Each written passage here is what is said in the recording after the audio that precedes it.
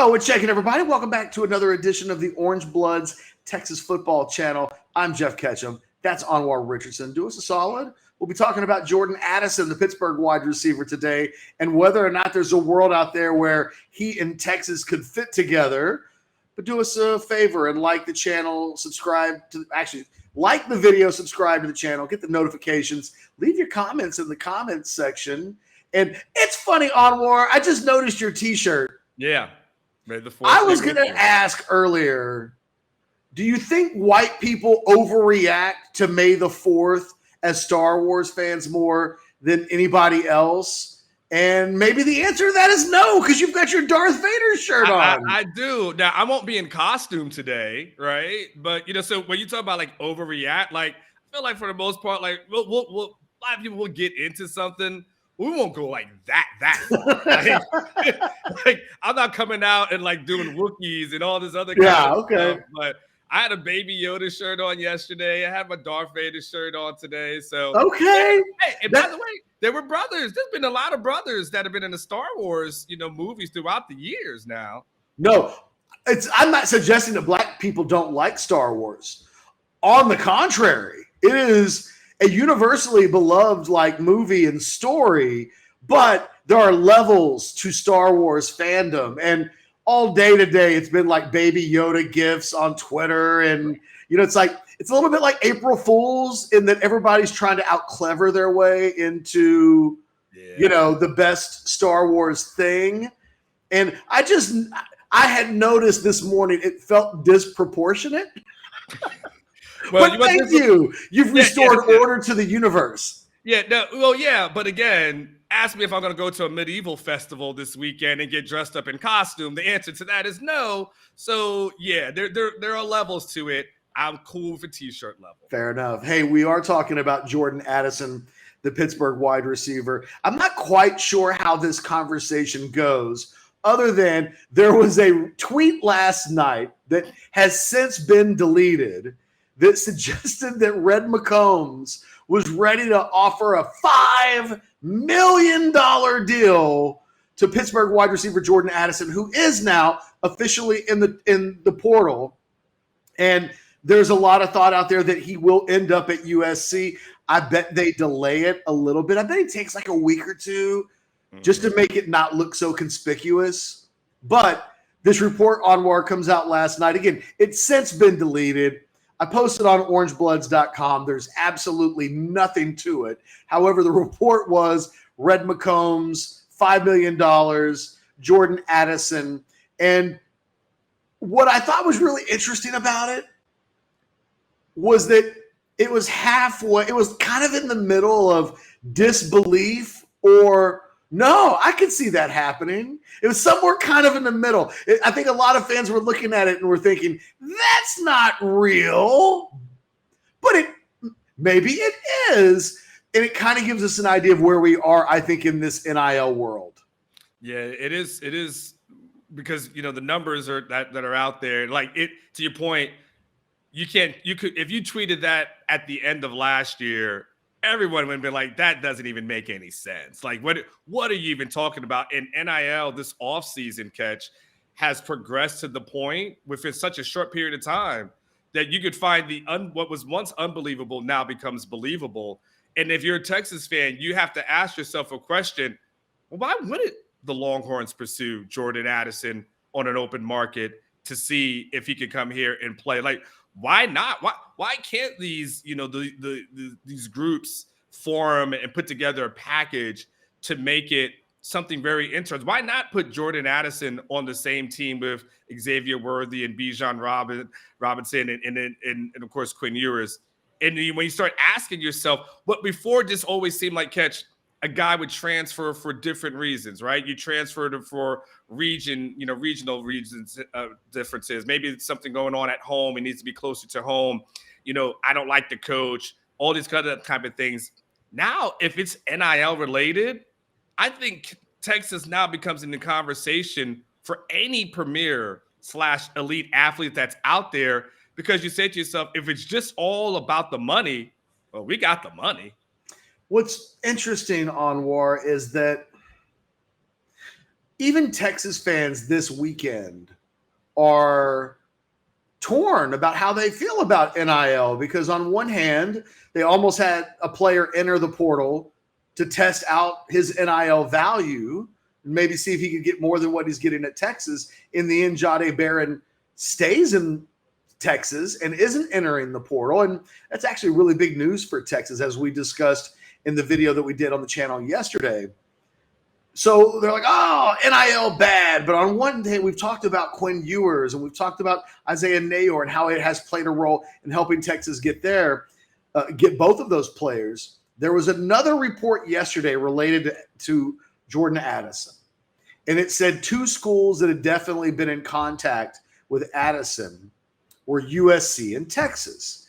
And USC has been catching a lot of heat on social media. I mean, I don't know where it is, what it's like elsewhere, right? But in the world that I live in, on social media, in its little sports sphere, people have kind of been taking shots at USC and pointing out how Lincoln Riley says one thing out of one side of his mouth and then maybe acts like another. There's not been a ton of attention to the Texas side of that because there's been so much USC side. But I can confirm that Texas has at least kicked the tires on Jordan Addison as an idea. And I think that, I think they just did their homework. They've done their homework a little bit. And I can't come after UT for doing that, because it's exactly what I think the people who are in charge of the Texas NIL, the coaches can only do so much. But I have been an advocate since the beginning of the portal, and certainly since NIL, that one of the things Texas needs is a general manager helping run the program to keep an eye on kids from the state of Texas who play all over the country. And if you need a pass rusher and there's a Texas kid at UCLA, your people need to be on that. And then they need to be able to come to the coaches and say, there's a kid at UCLA that had 12 sacks last year. We've talked to his representatives. Yeah. If you want to bring him to the table or whatever, we've got it set up and ready to go. This is the way I think the University of Texas needs to be running as an operation. And I actually find at least the vetting of Addison's interest in potentially putting his feet into the portal and what it would look like. Attaboy, Texas, from my perspective, it will be the way to steal a Star Wars-ism. It will be the way soon enough. Don't be the last to get there. Yeah, Catch. And, I think the GM thing, like you've been talking about this for the longest time, about the need for a GM. I saw one of the guys that we like on Twitter, David Allen, Doc Allen, mentioned that last night as well. And I think, Catch, I think you were definitely been right. You've been saying this for the longest time. And within that, Catch, these college teams almost need to start mirroring NFL teams. Like they're going to need a scouting department, right? I mean, it can't just be because Ketchum's always scouting for recruits. Like, let's go and find that guy, find the diamonds in the roughs and the 4 and 5 stars. But now there needs to be a scouting department, Catch, where you have the files on guys from across the country, where you're able to say, okay, if I've seen the Cal film, I've seen the such and such film, and to be ready to pounce. So it's not so reactionary, Catch. It's not so the guy enters in the portal, oh, let me go look at his film. So you're the first one, Catch. You don't want to be the teams that that come, to your point, being late. You don't want to come a week late. You don't want to come in a week and a half late. You want to be ready to go where guys, boom, he's at free agency. Your scouting department already has what needs to be done. Your GM already tells you we're ready to go there. It can't just be about recruiting the high school athlete. Like, to your point, it's now about recruiting the college athletes that are there, that are already on campus. You definitely need a GM. The first team, or that puts that in place, will be the team, I think, that has a huge advantage in NIL. But this is also the time, Catch, that Texas can't afraid to be Texas. Like, it doesn't matter if people may say, well, Texas has got this money and they have all these the ability to do it, Texas has to say, so what? That's what comes with being rich, being able to do things that other people can't do. You don't do you apologize if you fly first class and apologize to the people and coach and say, well, I should sit back with the people and coach because, I don't want people to think I have money. No, you when you walk on a plane, those people in first class, they don't even look at you. They won't even make eye contact with you because they're like, you're too poor. They're sitting there with their drinks on their iPads, on their tab, whatever they're doing. They have no beefs or qualms about saying like, I've got it. And so that's what Texas. What I'm saying is don't be afraid to flex. Don't be afraid to say this is what we do. Don't be afraid to say we've got more money than every other program. And don't be afraid to say we're going to hire a GM because we can. There are programs already that have player personnel guys in place. They've got people there's a world out there where these would be like assistant GMs. But most of these people are young and on the way up. And that's not necessarily to say that the way college football has existed for the last decade, that's not the way to go. But we're in a world now where your GM needs to be able to have some experience in running a roster. Texas has an 85-person roster that 21 players have departed in less than in the last 9 months. Texas has had 21 players leave through the portal. Those players have to be replaced. You have to juggle, like you said, college with high school. I think you have to have an enhanced scouting department, and that person really needs to be in charge of the scouting department. You have now every player has representation. You need to have somebody that has experience with negotiations and discussions with lawyers and who to stay away from completely because who they're associated with. And there's so many layers to this where the best examples of who you should hire are probably guys with NFL experience, NFL front office experience, guys that know the agents, people that know how to lead. You're in charge of more than one team. The reality is I just think we've reached a point in college football. It's impossible to expect Steve Sarkisian or any head football coach to do all of this. For the same reasons, it's really hard for an NFL head coach to also be the general manager of the team. It's so hard. The hours that go into being in a GM almost mirror the hours it takes to be an NFL head coach, and then ask that person to do double the maximum hours that are already being put into place. It's just really difficult. It is the way of the future. There will be a point if Steve Sarkisian is having success at Texas where this hire, I think, gets made. And there was some discussion about Gary Patterson when he was being hired about what role he would have. I think this is above a Gary Patterson because, again, I can't stress enough the experience with agents and representations and running a scouting department and being a boss of something other than football coaches. This is like, to me, you need someone with real business acumen.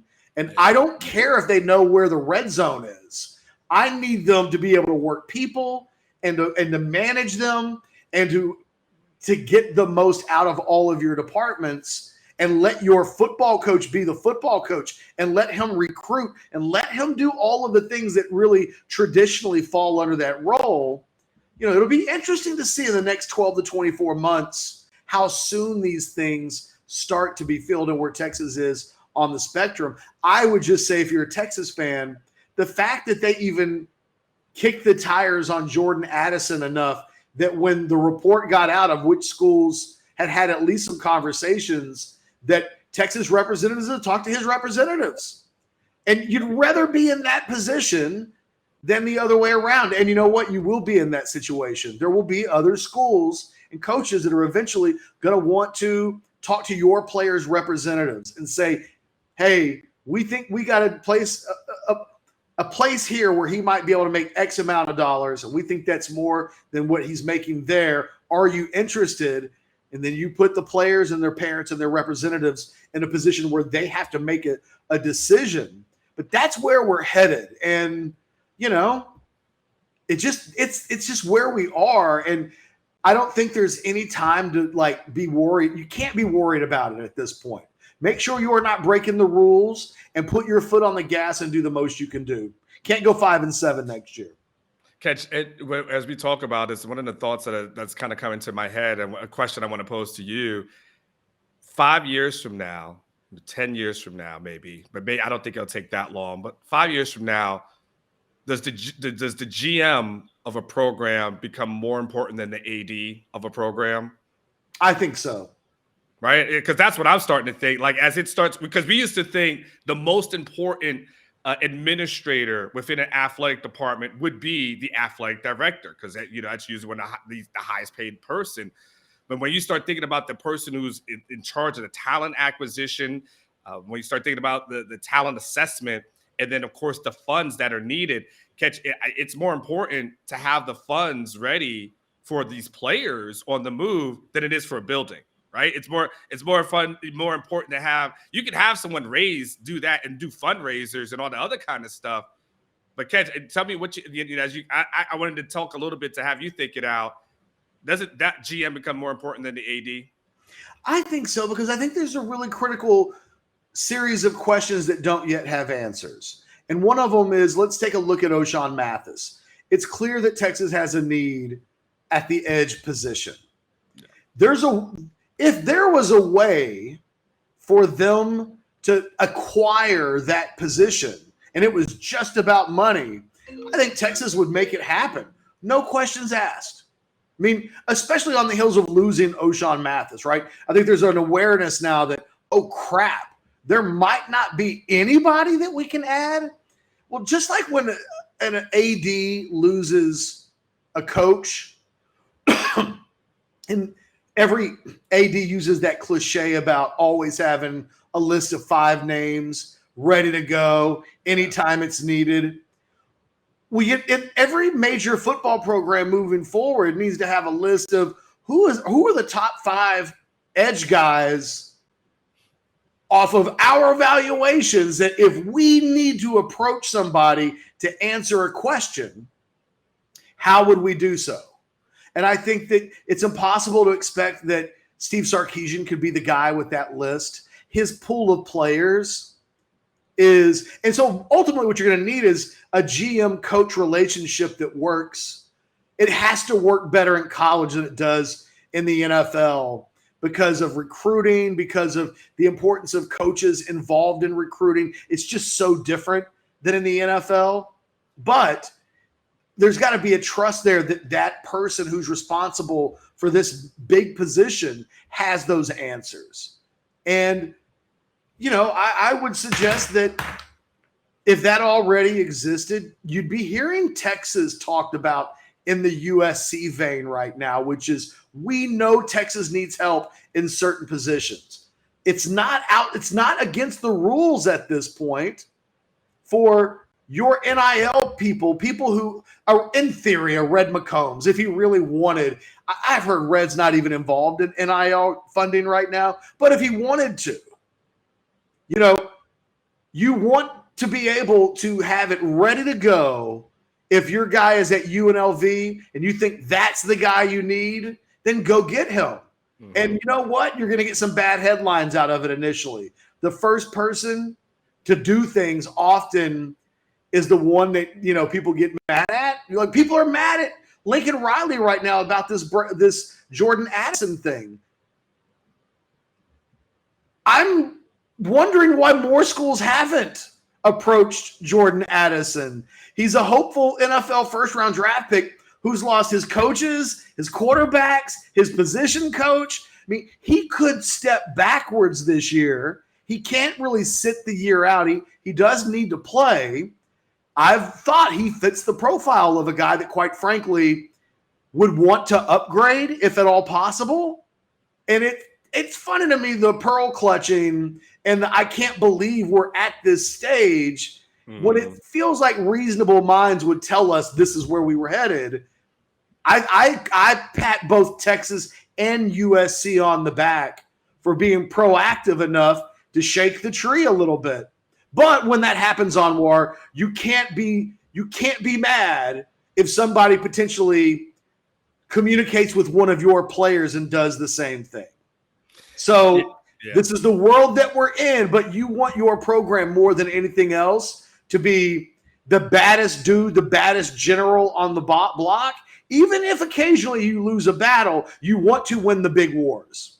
So, Catch, and one of the last things I'll say on this subject, as I think about the NFL model, right, and how this thing works, the advantage of having a GM is, as this situation and how things in this acquisition, like in the NFL, what often happens is you have the agents who are in constant contacts with GMs all 32 all year long, talking about certain things. And so they know when, my guy's going to be a free agent, my guy's coming up. And what you want is something in place, Catch, because this thing is being done by, agents and handlers and this and that. And you don't want that to be the thing that's burdening your coach, but you want to have that point person that's saying, hey, my guy at such and such is thinking about transferring. What do you guys think? Right? You want to be able to have if you have Jason Light, for the Buccaneers as your GM, he has someone contacting him saying, this guy's gonna come. What would you guys think about a trade? What you guys think about this? And so now all of a sudden you're having these conversations with wherever your Jason Light is of the Texas Longhorns, telling you like, hey, my guy from TCU is getting ready to come on the market. What do you guys think? What you got an opening over there? Hey, I've looked at your roster. You've got a senior that's going to be, graduated. You guys are going to be the kind of deficient. What are you guys thinking about, these kind of things? Like, these have to be like the real conversations that are had. And I think, Catch, that would avoid, these coaches getting their hands dirty in this whole muddied up thing. Like, because to your point, from a GM, the GM doesn't tell the head coach about every single person. Tell the most important ones, right? They don't talk about every single guy. They don't talk about the practice squad guys. Let's talk about the most important one. But that person would do all the dirty work, all the leg work. So when it's time to have the conversations, they'll be ready to go. Got to be able to trust each other and trust that person's acumen that they're going to get it right. Yeah, I think that it comes down onward to how aggressive and on the front foot do you want to be? Do you want to be offensive or do you want to be defensive? There's been a lot of talk over the years that Texas has been a team and a program that plays it slow, that plays it on the defensive. But I would say their work in the portal proves kind of the opposite right now. When you'd be hard pressed to find another school in the country that has done a better job in the portal this year in addressing needs that it has. And part of making sure that those acquisitions occurred involved those incoming players having NIL deals set up for them that puts them in a place where they're happy. Yeah. And whether it's Quinn Ewers or Ajay Hall, it's part of this process on the back end of things. And I think if you're a Texas fan, don't get trapped into your 2008 way of viewing the world and how different this is. I would say put yourself in a 2022 mindset and appreciate the fact that I'm not going to be so bold as to say that Texas is leading the way in NIL front and nobody's doing it better than any. I'm just going to tell you the results show you that Texas is having some success. And the reports and my words and everything else where shows you that even on the biggest ideas possible, Texas is at least informed about what it would take, how it would look. They're not clueless to any of this.